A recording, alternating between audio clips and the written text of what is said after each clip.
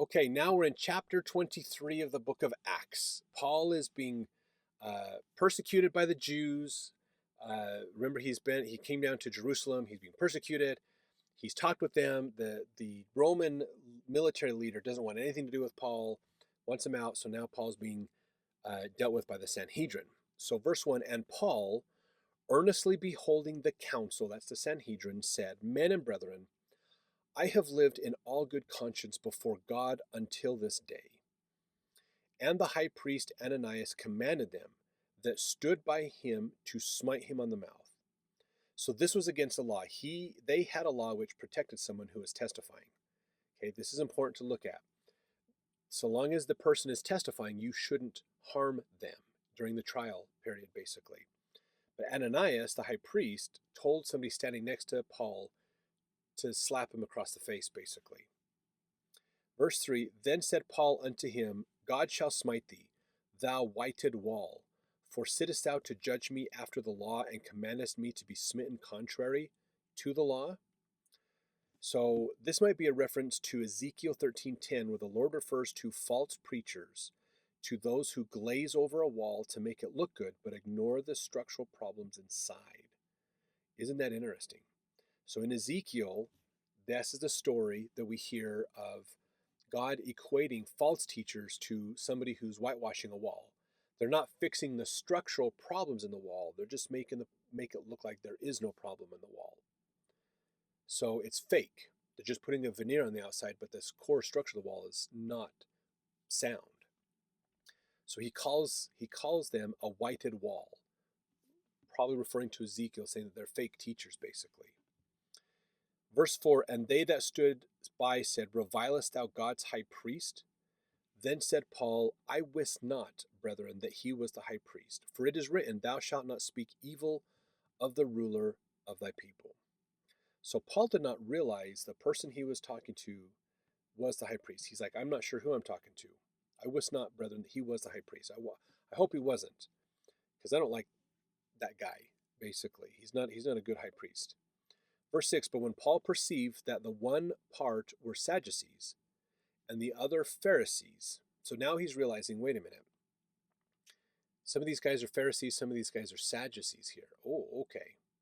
He cried out in the council, Men and brethren, I am a Pharisee, the son of a Pharisee. Of the hope and resurrection of the dead I am called in question. Now he has realized, I'm going to play the crowd against each other for my benefit. In fact, a quote from Hugh Nibley says here, As he was being bound, Paul asked a centurion if it was customary to beat Roman citizens after giving them a hearing. The worried centurion, remember we heard about this before in the last chapter, so he took him to the high priest. Immediately he apologized, and then in telling his story, cleverly achieved a deadlock between the Pharisees and the Sadducees by throwing their favorite apple of discord, the resurrection, into their midst. So this is like lobbing a verbal grenade into the middle of the crowd, and then it just causes a riot among these people, basically. As a Pharisee, they believe in the resurrection, and he's being accused, the accusation against him is the hope of a resurrection. Sadducees don't believe in resurrection. So now the Pharisees are going to think, oh, you brought him in here because he believes in resurrection. You don't believe in him. You're persecuting him for what we believe. And so now they're going to be pitted against each other. Verse 7, And when he had so said, there arose a dissension between the Pharisees and Sadducees, and the multitude was divided. So this is very controversial between them. They argued all the time about it, and so Paul just popped that open again. I brought that tension into the room. Verse 8, For the Sadducees say there is no resurrection, neither angel nor spirit, but the Pharisees confess both.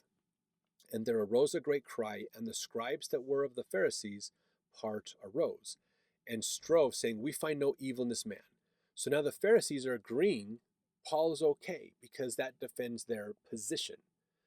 Paul is being persecuted because of something we believe, so we're going to side with Paul. We find no evil in this man, but if a spirit or an angel has spoken to him, let us not fight against God. Now what's interesting is this last phrase sounds so weird. Okay, let us not fight against God. This last phrase is not found in the more accurate manuscripts of the New Testament. It is only found in the inferior ones, the ones that are probably have the most modifications and adjustments to them. So this is coming from an inferior story, basically. In the more original stories, we don't find that last part of, let us not fight against God. What they say is, if a spirit or angel has spoken to him, we can't say, but the Pharisees are siding with Paul because Paul claims he's being persecuted for believing what Pharisees believe. The Sadducees are persecuting him, so the Pharisees are going to defend him now. Verse 10, and when there arose a great dissension, the chief captain, fearing lest Paul should have been pulled in pieces of them, commanded the soldiers to go down and to take him by force from among them and to bring him into the castle. So again, they're still in this courtyard area of the castle. And so the chief priest, the captain, realizes, oh, this isn't going well. These guys are going to just riot and destroy Paul. He's a Roman citizen. We can't let Jews kill a Roman citizen like this. That would be bad. So he uses his troops to get in there and get Paul out and bring him into the castle. Verse 11, and the night following, the Lord stood by him and said, be of good cheer, Paul, for as thou hast testified of me in Jerusalem, so must thou bear witness also at Rome. Remember, a couple chapters ago, Paul mentioned he was looking forward to going to Rome to teach the gospel. So maybe the Spirit was whispering to him, your mission efforts aren't done, you'll be going to Rome. So now he's getting more of this. So it says here that the Lord stood by him. Again, this could be Jesus himself coming to Paul to talk to him. It could be an angel representing Jesus, divine investiture authority, coming to him. And he's saying, be of good cheer, you've done a good job, basically. Hugh Nibley made a comment here and said that was his mission. He had to go down into the gutter if he was to get anybody out of it. And you can be sure that Satan is not going to relinquish his power over anybody without a fight. So just an interesting commentary that Hugh Nibley brings into this verse. So Paul had to go to Jerusalem. Paul is doing, you testified of me in Jerusalem. You've done what I've asked you to do, basically. Now I need you to go to Rome to testify of me there. So even though people told Paul not to go to Jerusalem, and they were warned of the Spirit about what was going to happen, maybe they misinterpreted their feelings, realizing that they're being told Paul's going to get arrested in Jerusalem and it's going to go bad. Maybe that was more confirming to them. They just took it as, we need to stop Paul. And so they were going against what the Spirit was teaching them. That Paul was doing what God wanted him to do, which is to go to Jerusalem knowing it's going to go bad. So we can look back on those verses in the last couple chapters and think through that.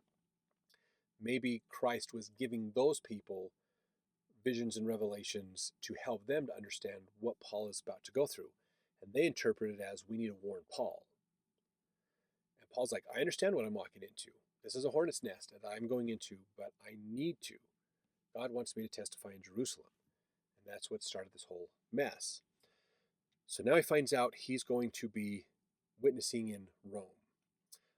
Elder Bruce R. McConkie said this. He said, in his persecuted and straitened state, Paul needed comfort and assurance from on high.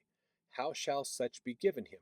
The Lord could have sent an angel. He could have spoken by the power of the Holy Spirit to the Spirit within Paul. Or he could have opened the heavens and let him see again the wonders of eternity. But this time, thanks to his valiant service, his unwearying devotion, his willingness to suffer even unto death in the cause of Christ, this time Paul was blessed with the personal ministrations of the Lord of heaven himself. Jesus stood at his side. Without question, much was said and much transpired, of which there has been preserved to us only the promise that the Lord's special apostle would yet bear witness of the Master in Rome. That's in his book, the Doctrinal New Testament Commentary. So now, verse 12, and when it was day, certain of the Jews banded together. So we could see this, and they bound themselves under a curse, and saying that they would neither eat nor drink till they had killed Paul. Now, in Book of Mormon ideas, verse 12 is what we call a secret combination. So these people came together in a secret meeting. They said, we're going to go kill Paul. When he gets sent to Rome, on the road, we are going to take him out. We're going to find that weak spot, that right timing, and assassinate him. He's not making it to Rome. We were going to make a promise, a secret vow among us, that we're going to accomplish this. And if anybody tells us, if anybody spills the beans on this, your life is forfeit. But we will not eat or drink, so they're going to fast until they kill Paul, basically. That's part of their motivation to do this, to get him killed. Verse 13, and they were more than 40 which had made this conspiracy. So this is a secret combination coming together to kill Paul. Verse 14, and they came to the chief priests and elders and said, we have bound ourselves under a great curse, that we will eat nothing until we have slain Paul. So now they're letting the chief Jewish leaders know about their secret combination. So verse 15, now therefore ye with the council signify to the chief captain that he bring him down unto you tomorrow, as though ye would inquire something more perfectly concerning him. And we, or ever he come near, are ready to kill him. So now this group has decided to kill Paul, has now roped the Jewish leaders into this conspiracy to say, you go to the military commander, say, hey, military commander, we need to talk to Paul. We want to question him again and try to get this figured out. And when he sends Paul out to talk with you, we will assassinate him. Okay, now Hugh Nibley said, next 40 fanatics conspired to get Paul out of Roman hands long enough to murder him, the chief priests and elders agreeing to the plot. But Paul's nephew overheard things and hurried to tell Paul at the castellum, at the castle. Paul called a centurion and said that his nephew had news which would interest the top man. It would indeed. It behooved the tribune to check on every threat and rumor in his powder keg of a city. What the commander wanted most at that point was to get Paul out of there, so there was a change of venue, and Paul went with a very impressive escort to Caesarea on the coast with a letter declaring him absolutely innocent and passing the buck to Felix, the Roman governor of the whole province. So we hear in verse 16, and when Paul's sister's son, so that's his nephew, heard of their lying in wait, he went and entered into the castle and told Paul. So he heard the plot and he warned Paul, basically about this plot. Verse 17, then Paul called one of the centurions unto him and said, bring this young man unto the chief captain, for he hath a certain thing to tell him. So he took him and brought him to the chief captain and said, Paul the prisoner called me unto him, and prayed me to bring this young man unto thee, who has something to say unto thee. Then the chief captain took him by the hand and went with him aside privately and asked him, what is that? What is that thou hast to tell me? So this is the chief captain, the military leader, talking privately to Paul's nephew. Verse 20, and he said, this is Paul's nephew saying, the Jews have agreed to desire thee that thou wouldest bring down Paul tomorrow into the council, as though they would inquire somewhat of him more perfectly. But do not thou yield unto them, for there lie in wait for him of them more than 40 men, which have bound themselves with an oath that they will neither eat nor drink till they have killed him. And now are they ready, looking for a promise from thee. So he tells the chief captain, there's this conspiracy. Verse 22, so the chief captain then let the young man depart, and charged him, see thou tell no man that thou hast showed these things to me. Now, just let's pause for the story for a second here to talk about this verse for a second. This part, let the young man depart, this is not in the Greek, but is important to help the verse make sense in English. So understand when translation happens, okay, sometimes things don't translate properly over, so it wouldn't make sense in the next language.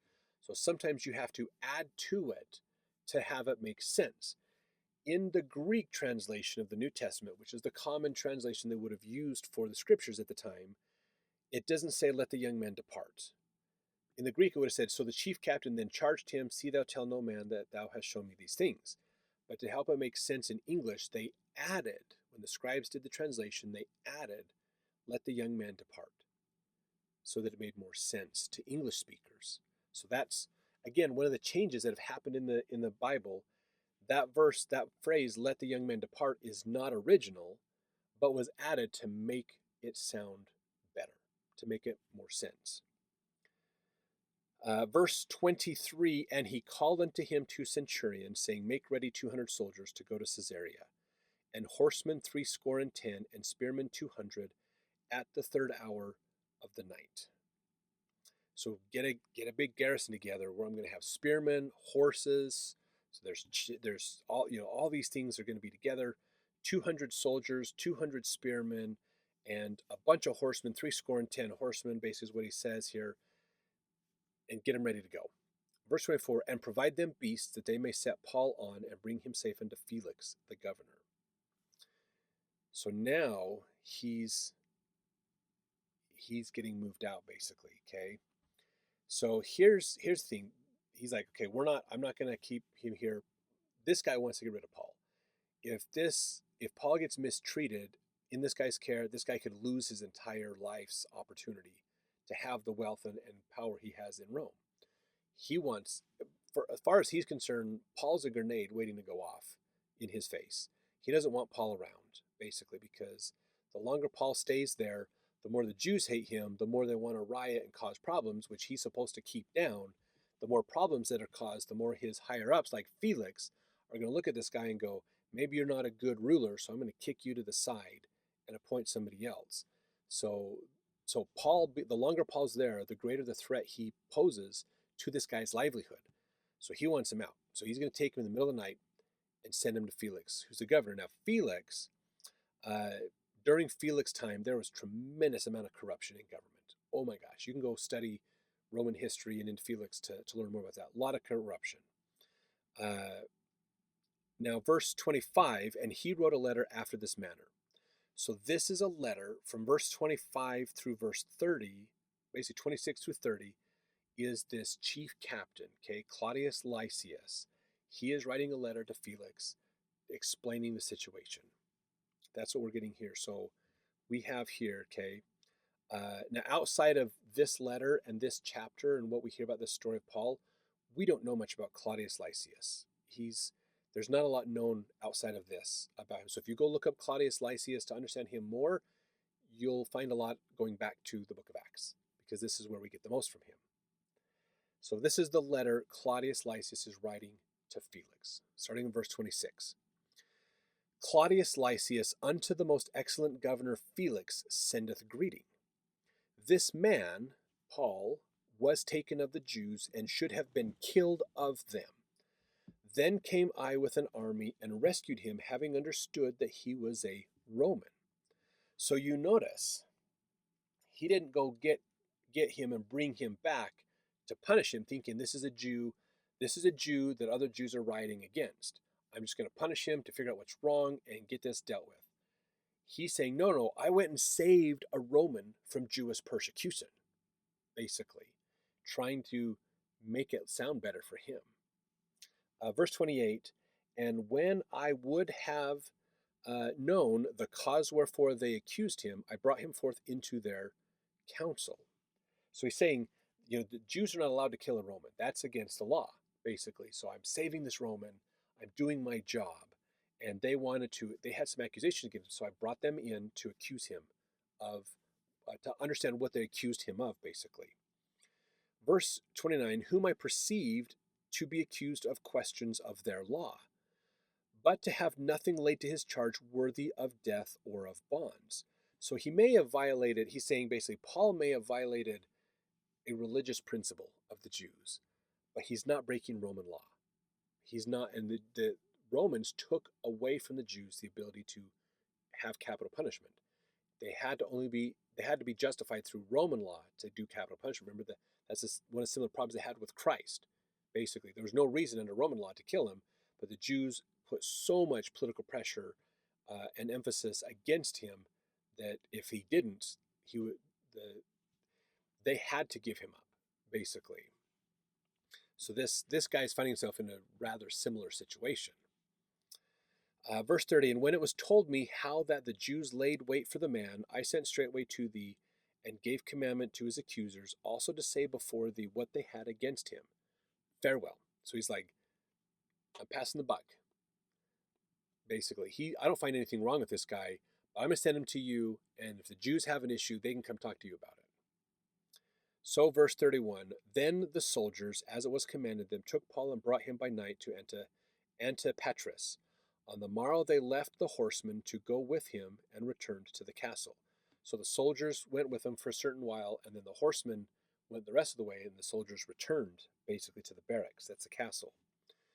Verse 33, who, when they came to Caesarea and delivered the epistle to the governor, presented Paul also before him. And when the governor had read the letter, he asked of what province he was. So they're trying to understand jurisdiction here, basically. Okay. When he understood that he was of Cilicia, okay, so that's, oh, you're from Cilicia. Okay. I will hear thee, said he, when thine accusers are also come. And he commanded him to be kept in Herod's judgment hall. So Paul was kept there in custody in Herod's palace, which now served as a praetorium or military headquarters, basically. So that's where the governor is. That's what Herod was, the governor of the area. Okay, so the Herod family isn't in that governorship anymore. Felix is there, and so Felix is taking over this. So he's like, let's hold Paul here, and the accusers can then come and accuse him, and I'll see what's going on. So that's where we're at. To get the rest of the story, we need to jump to the next chapter. So we'll see you over there.